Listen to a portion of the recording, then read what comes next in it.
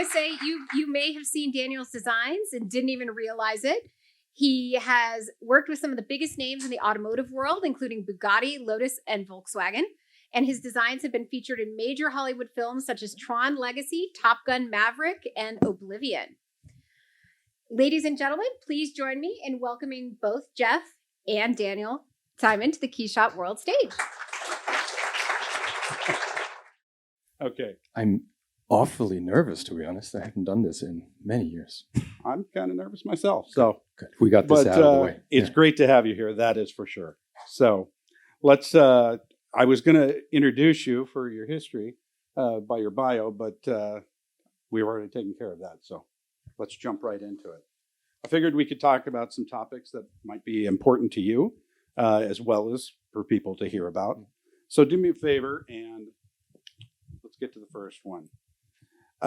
Tell us how different the process is or the mindset when transitioning between concept design, industrial design, and art design. This is a loaded question. And well, everything is unscripted here today, so I cannot beat you. This was insane.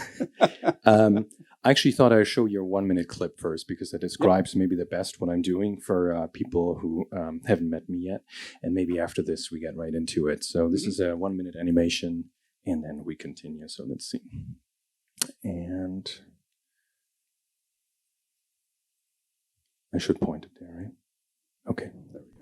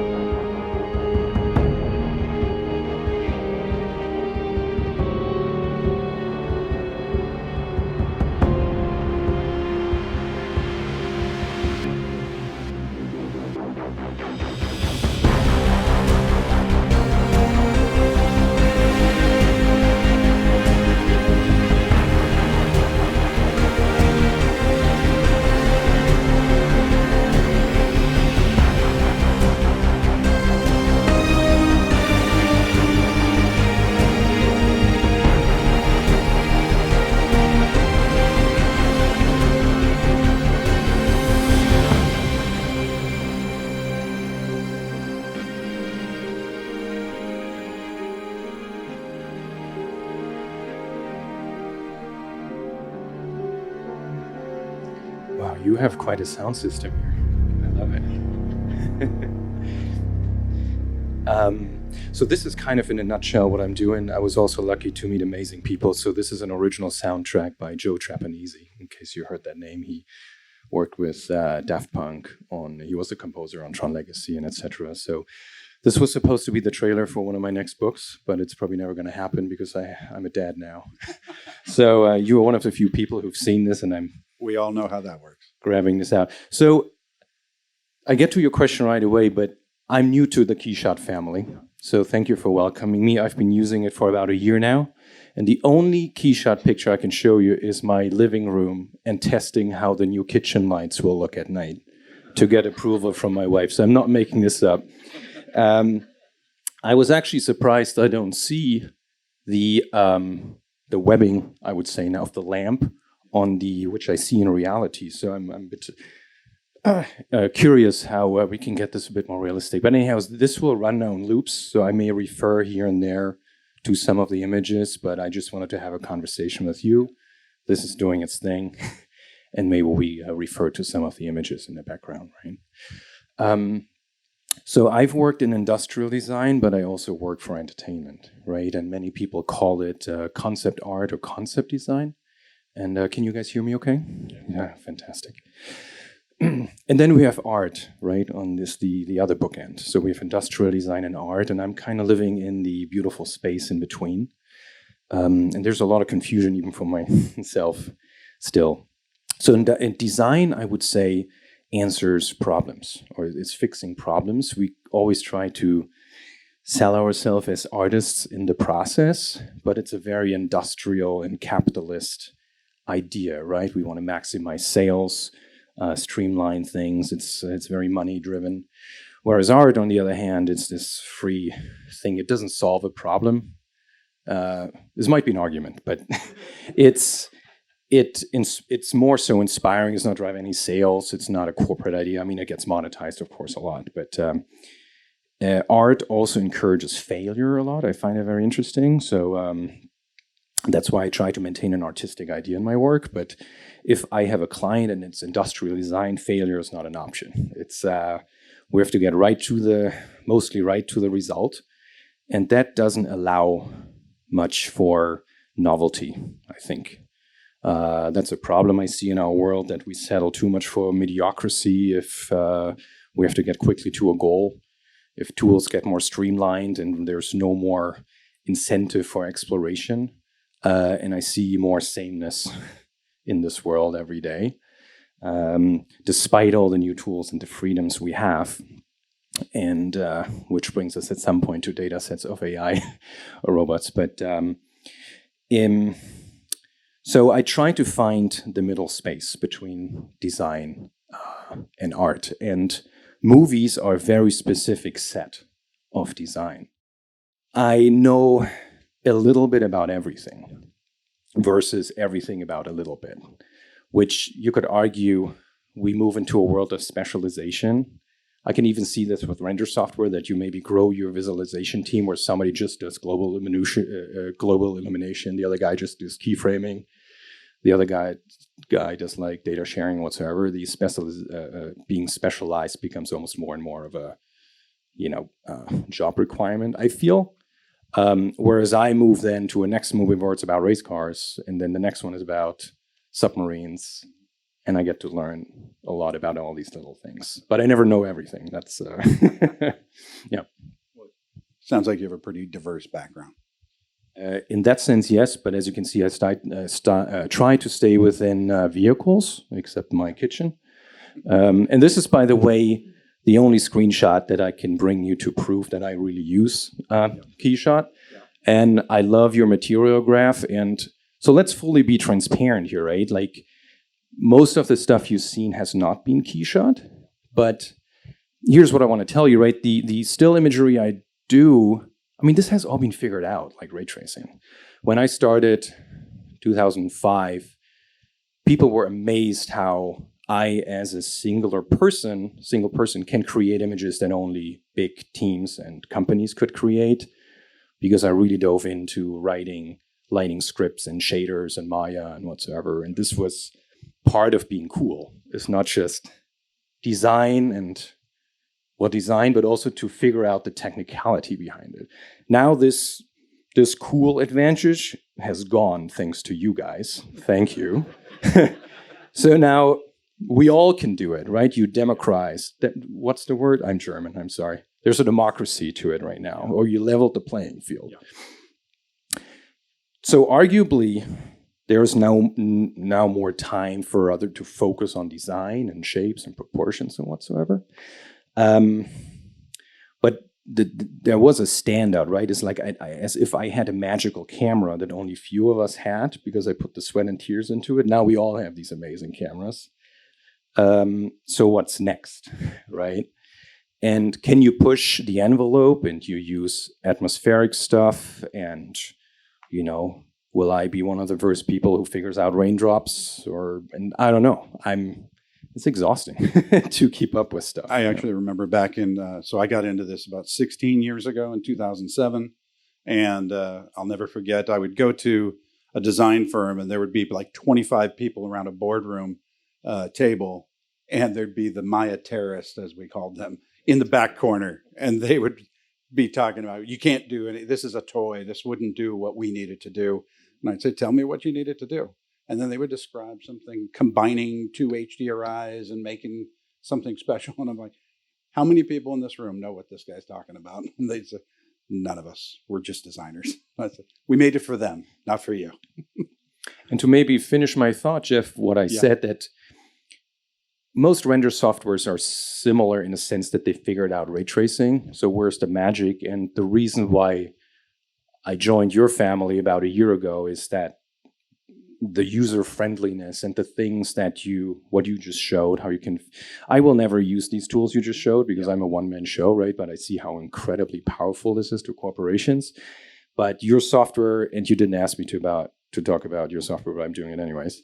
I found it incredibly stable. Like crashing became part of my everyday life, but you're stable as hell. And it feels very intuitive. The graph is phenomenal, I feel, and I like to play, and you encourage playfulness in this software. There's a lot to do still with atmospheric stuff and what I mentioned, but it's truly exciting. Yeah. It's very cool. By the way, this vehicle, is this the autonomous race car? Yeah, this is, we deemed this robocar. This was the attempt by a big company to do the first kind of equivalent to Formula One, but in the autonomous world. I think I saw this one at CES about 3 or 4 years ago. Yeah, I mean, we're in the Guinness Book of Records for the fastest autonomous drive, but a Tesla is faster on the 405 if you topped it out. Yeah. But the thing here was, not to go into the nitty-bitty stuff, but I think Tesla's level 3 autonomy, this was level 5 autonomy, so it figured out its own, this was one of the presentations. It figured out its own path and whatsoever. Fortunately, the company is not doing too well right now, but this was an incredible experience. Yeah. Very cool. Very cool. Yeah. Can you go on to the second question? Please go ahead. I don't want to throw you off, man. Please okay. do. So my next question, what's unique about vehicles designed for film after all of those seem to be to inspire real-world design? Oh, yeah. Since I'm also a real-world designer, as I mentioned, we always, now it's Pinterest, but we would have the pin boards, right, with inspirational photocopies or printouts and whatsoever of film stuff, whether it's Minority Report or Blade Runner, you name it. But now that I've seen the other side of the game, I find it kind of interesting that we get inspired by things that everybody seems to inspire everybody. And if I was an alien species, I would think, like, what's going on here? It's like a self-feeding cycle in a sense. So film vehicles, you would think we can do anything we want on a film production because we have so much freedom, but it works similarly to industrial design, where the script is practically our product brief, right? The writers practically decide what these things can do. And my job is to put these functions into let's say there's an entry scene and it says like, oh, and the door swings open and the princess emerges, so whatsoever. So there's a swinging door, for example, right? Or then there's a chase scene where maybe the director is in the same room with you and he describes what the camera moves and whatsoever, and you realize, oh, that should actually have a really big window. So, which, by the way, you probably know the first Audi TT, it had like tiny windows, and it started the whole trend of like vehicles looking mean with high belt lines and small windows. And since windows, like this is a good example, it's a very small window and it's a character, right? Cars have faces. So you create like a mean look. And you kind of want this on most vehicles, at least for heroic vehicles. But they pay actors a lot of money to be seen. And then you come in and make them unseen, right, by small windows. So the Tron, the white Tron light cycle, which is the classic one, which is based on Sid Mead. It was a redesign of Sid Mead's vehicle. Had way smaller windows on the side, and it was literally I was asked to make it bigger and bigger and bigger, so we can see the actor in there. And this is I'm currently another one is like visors, for example, and helmets. They look so cool when they have golden reflections and all that. You don't see the actor. Exactly. Yeah, it's so if you watch Formula One and you have on-helmet cameras of Lewis Hamilton, you don't see his eyes unless it's a night race. Yeah. But we can't do it. That's a good point. This is Singer. I was very lucky to work with Singer.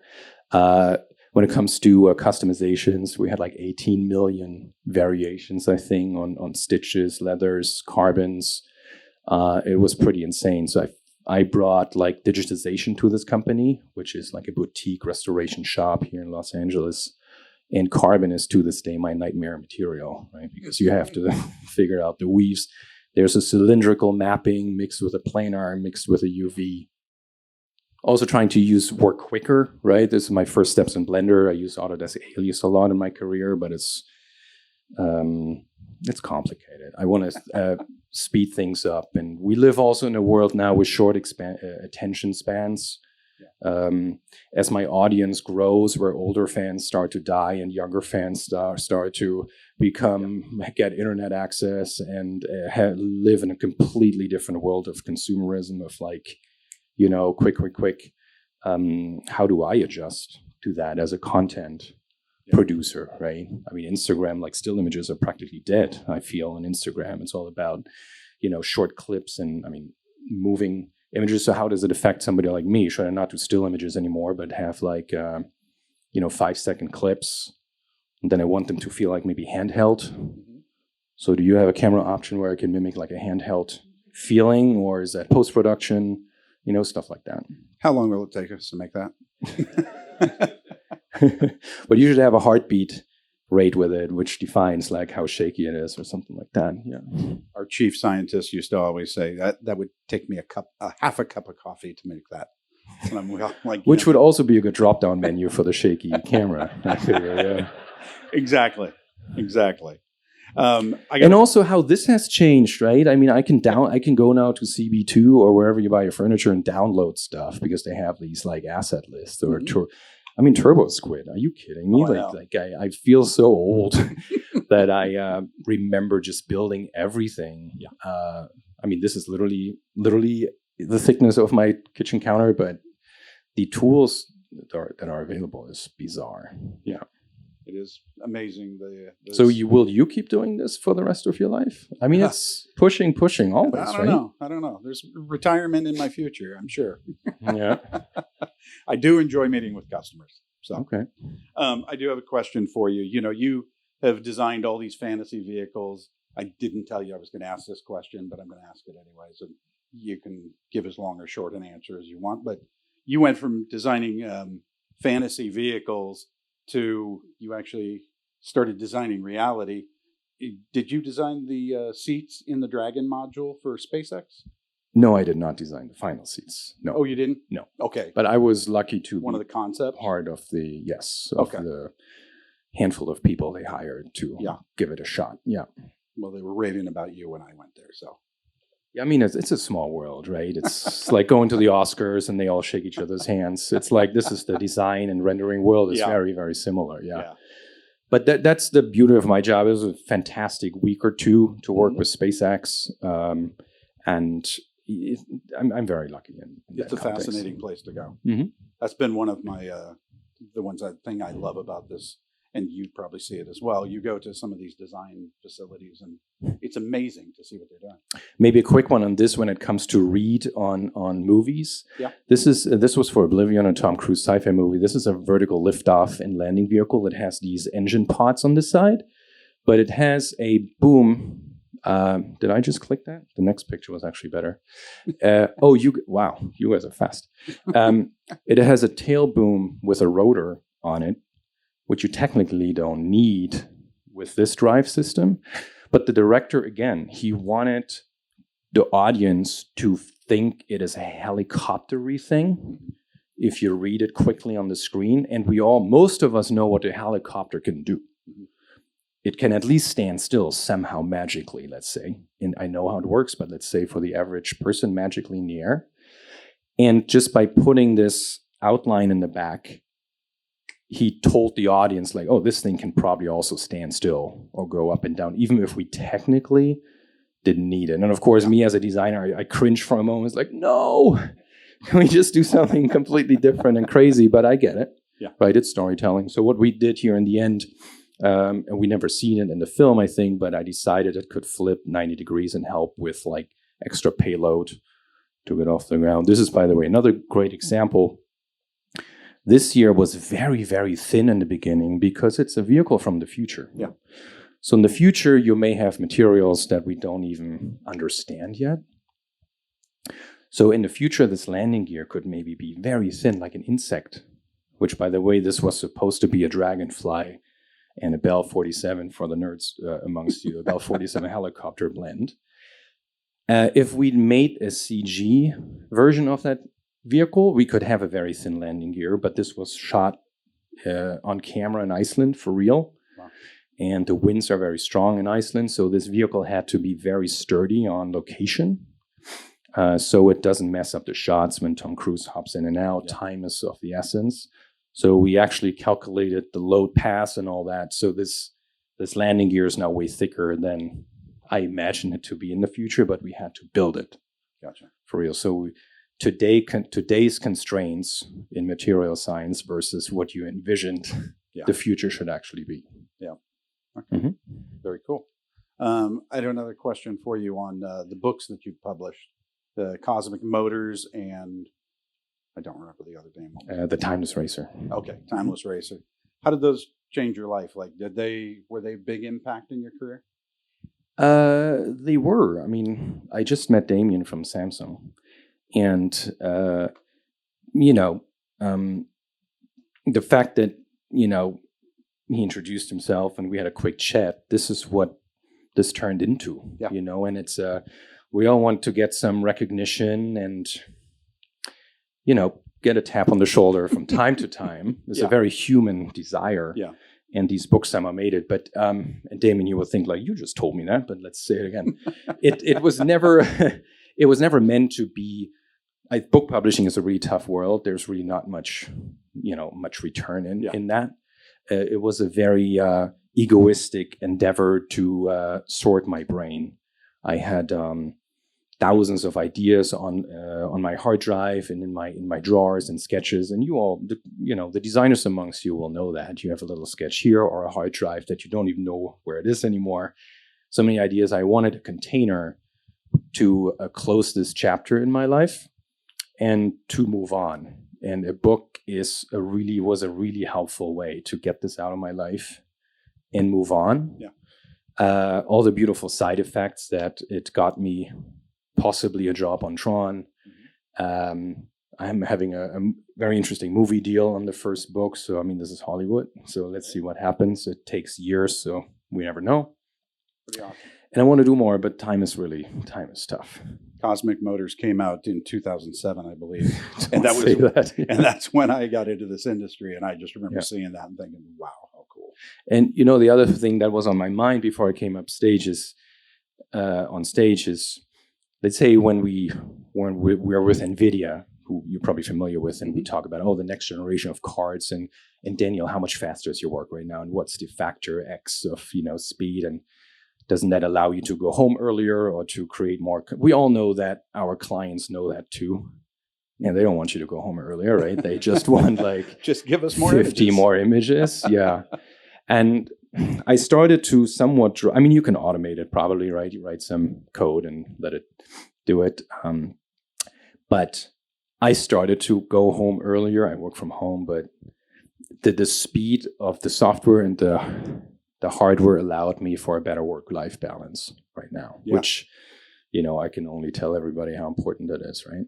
We had a designer from a golf club company say in an interview when we first came out with Hypershot, they said, you don't sell software, you sell time and happiness. I get to go home at a decent hour.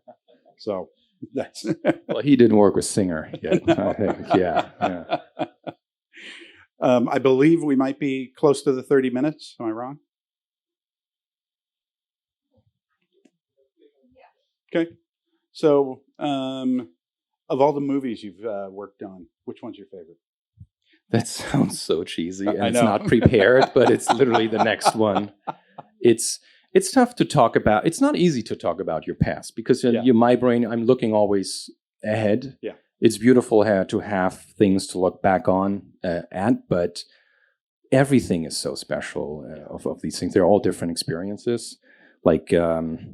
No, I can't.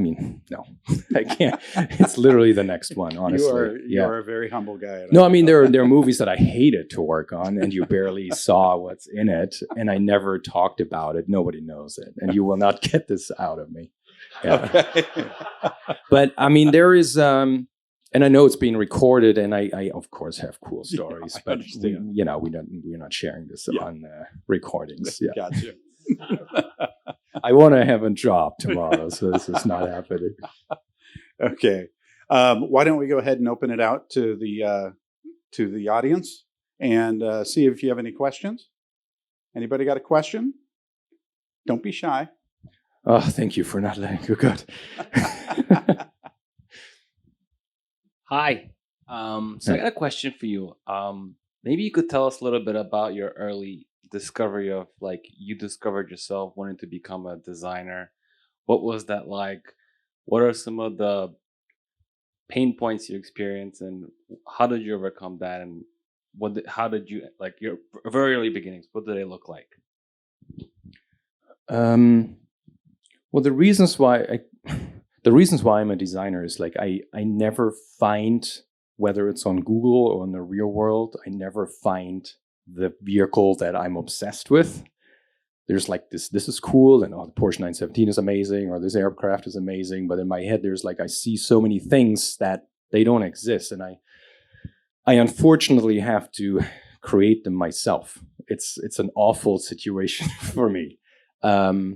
So, in the beginning, you saw like a weird air hovercraft, and it will have like a V12 Merlin engine from a Mustang or something that got recovered, and I can't. It's a condition, man. I don't know. And even if I ask Midjourney to create that, it's not happening because it's so biased. It doesn't show me what I want, at least not yet. So I have to put in the work. But I drew since I was very little. I'm from East Germany, if that makes any difference. So I didn't really have a lot of exposure to stuff and had to create my own ideas. There was no Disney or Superman in my world. And a few, don't get me wrong, I had an awesome childhood. It's not like I'm not victimizing myself right now. But I had to create so many of my own things to play with. I think that sparked my fantasy a lot. But I tell you that my biggest dream in my 15, 16, 17 age time was to just do the next Volkswagen Golf. That was like the dream, only that I realized how many people work on the side mirror or the front lights, and there's no excitement in that at all. And to maybe give you a context also how naive I was so young, is that I only discovered Star Wars and icons like Sid Mead when I was in my 20s, because the first design studio I went to, they had these libraries, these beautiful book libraries, and other designers would pull out the art of Star Wars. I was like, whoa, I see Doc Chiang, hopefully means something to some of you guys, like drawings of Tatooine, and it's like, whoa, people make money. People make a living with this. I was in my 20s. I was hardcore car design, and then Star Wars showed me there's a world to it. Unfortunately, George Lucas was done with those 3 episodes.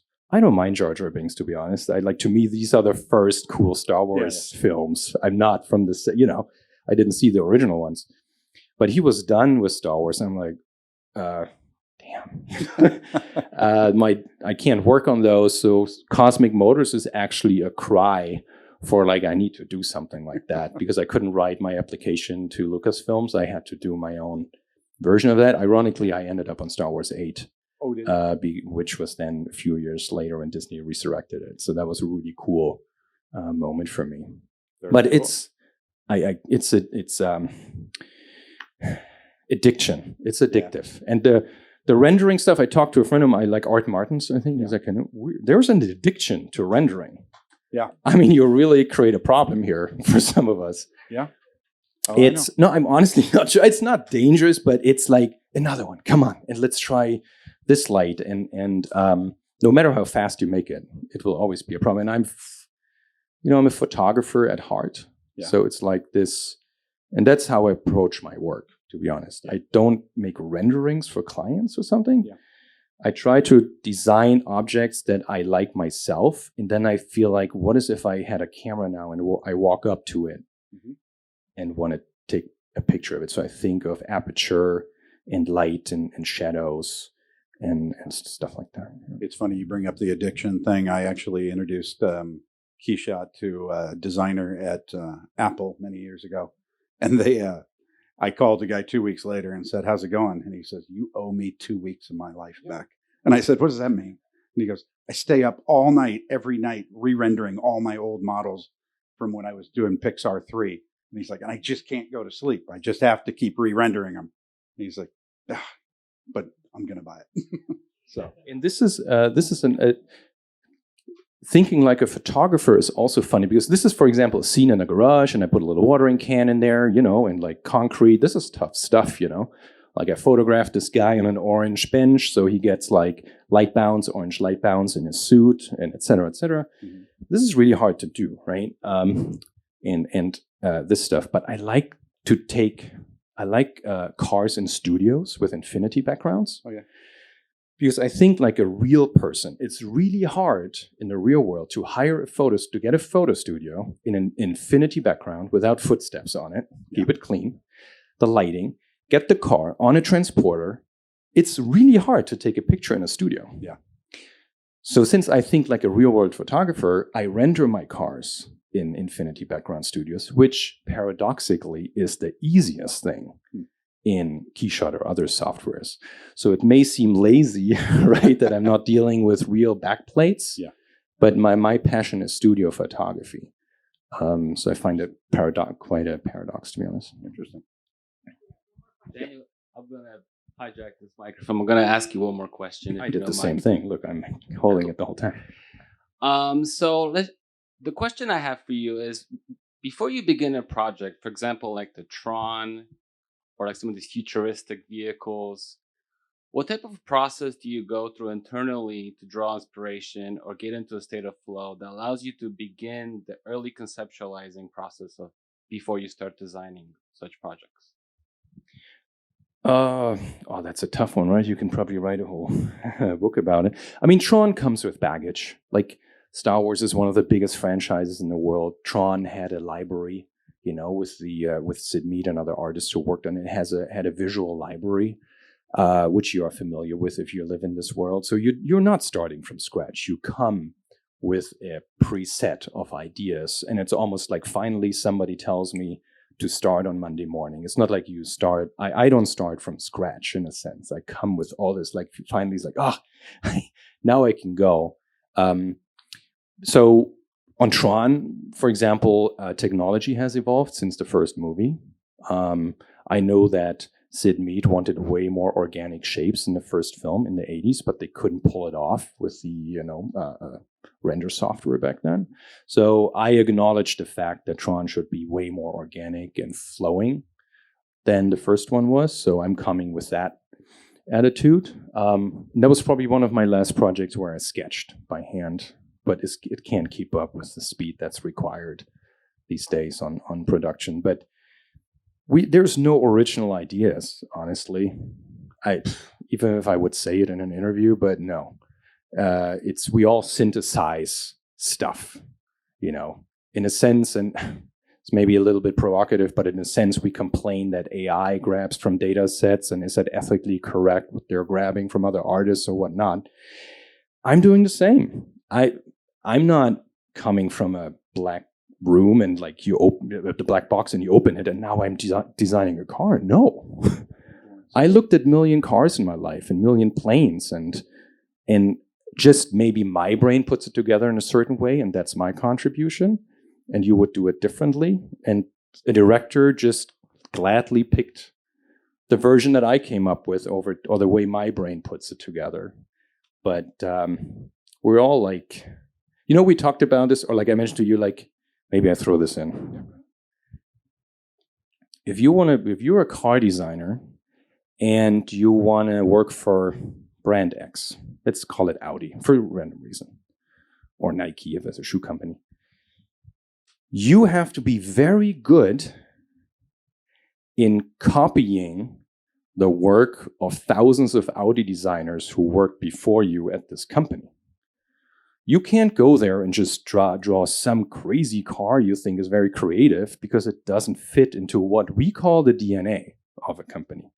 If you crack the DNA of a styling language of a company, you get the job. But all that is, because I went through it, is to understand what 1,000 designers did before you, and you kind of copy it, but you put maybe a little twist on it. So when and we don't have that with, well, here maybe, of course, I tried to get a little bit of the SR-71 in here. But that's what I enjoy so much in film work, that we pride ourselves in corporations so much, how original we are with our work, but what we just say, we move the pieces just a little bit further forward, just as much as the customer still will recognize it as part of the brand. And how original this is, that's up for debate. It's a business. It's a tough. We were having that discussion right before this, and I've seen where designers go to a company and the company hired them because of their creativity, but then the company says, no, that's too different from what we do. This is what it should look like. But it requires creativity to work in those boundaries, right? And after all, it's a job.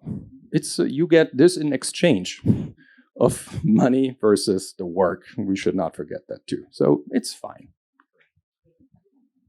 Do we have any more questions out there? I like this. I don't have to walk very far.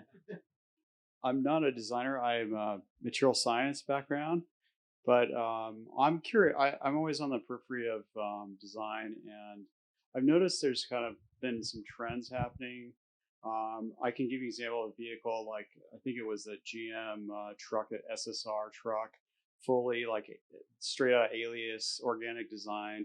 And then now I see all these vehicles that look like they're out of Creo, like designed by an engineer. And the extreme of that is like a Cybertruck or something like that. I mean, it's an awful extreme, but where is all of this headed? Are the big companies being kind of maybe shortcutting and cost saving to move down away from this pure, organic form? Or am I reading all of this wrong? You might, but me too. I have no clue what's happening, man. I mean, on the Cybertruck, they obviously go for an exoskeleton with the, stainless steel body. It's just, you can't create a complex or compound surfaces with that material, is my understanding. The tools have never been better to be diverse. My general idea is that every car under $50,000 will be AI designed, because why wouldn't you do it? It's so easy, and you save so much. The cost competition will be enormous. If I was Toyota, I would do the next Camry in AI and just make it $500 cheaper, like MSRP, and then everybody else has to follow. I honestly, and then maybe somebody like Pagani who celebrate artisanal craftsmanship, they can continue to sell $3 million cars that are made by artists, like a violin or something, like an equestrian vibe to things, right? But the paradox here is that hypercars like the Pagani or Ferrari, they also should use AI tools to be faster and more efficient. So it's a very strange crossroad that we're in, and we haven't even talked about material science and all of that, the changes that 3D printing and all this stuff gonna bring. Because I still design with my form language is based on CNC machining. I like solid volumes that I shave things away. Also driven by tools, because Alias has very good trimming tools. I still believe that our design language is always individually driven by the tools that we use. My designs look different in Blender than in Alias. A ball pen creates a different style than when I use a crayon, for example. So I think tools drive our style. And new tools that will come out would personally change my style and probably everybody else's. So this CNC world that I live in, there was like a drill going through here and cutting things away. The 3D printing world and all these new AI design tools, they don't live in that world. It's more like a growing tree, right? Like stress loads on paths are getting exposed visually. I can't even sketch that stuff. It's so complex. Yeah. Cool. One more question? One more question. Raise your hand high. Don, I thought you would have gone AI, right? Oh, generative design was the word I was looking for, right? That my style is old school, but the generative design route is like mind-blowing.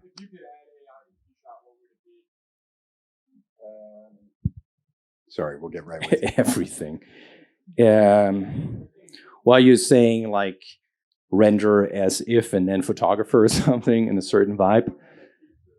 That's a very quick one. But if you could load in a photograph and it creates that lighting, that exact mood and lighting, for example, I had a photo of it could be my photo. Screw the copyright issue. I just take the photo. And then it does that. AI, but I would say definitely texture application. Look at all this distortion here, right? Because this is actually I didn't unwrap this as UV, so it's a cylindrical map. Yeah, I think spontaneously I would say just figure out the mapping for me. Yeah.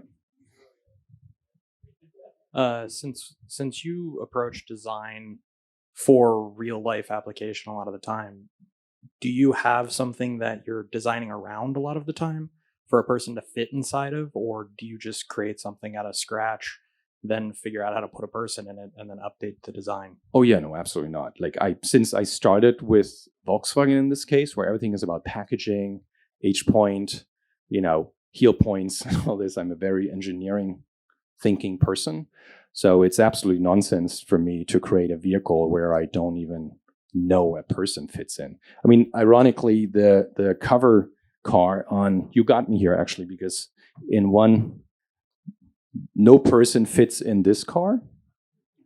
But if you look at the driver, she has robotic legs, and she would unmount her at the knee, the lower robot limbs, to then plug these into the paddles.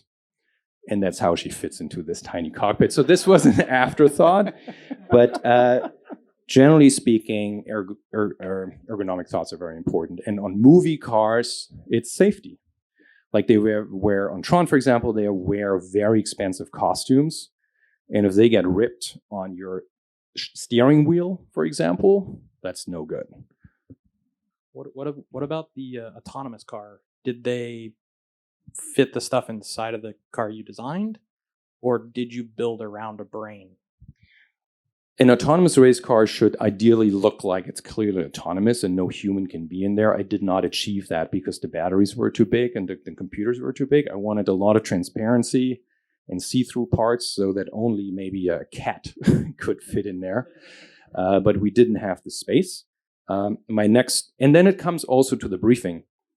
Imagine the idea autonomy is interesting in competition, human versus machine. We all want to know if the machine is better than us, right?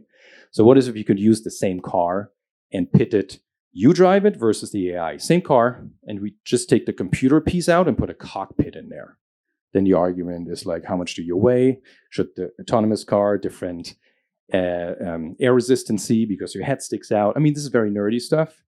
But the next step would have maybe been you can exchange the middle piece, put a human in there to have these interesting human versus machine situations. But this very specifically was very unique, especially around the front suspension, where I first designed the shape and the poor engineers had to squeeze everything in there. It shouldn't be like this, but this is a so-called, not a pioneer, but an ambassador for a thing that didn't exist before. So we really wanted to flash people with something that looks like what? And so the poor engineers had to work around it. Like the next iteration, which unfortunately never launched because of the difficulties, looked very different because it had to be much cheaper. This was way too expensive because of that. Very good.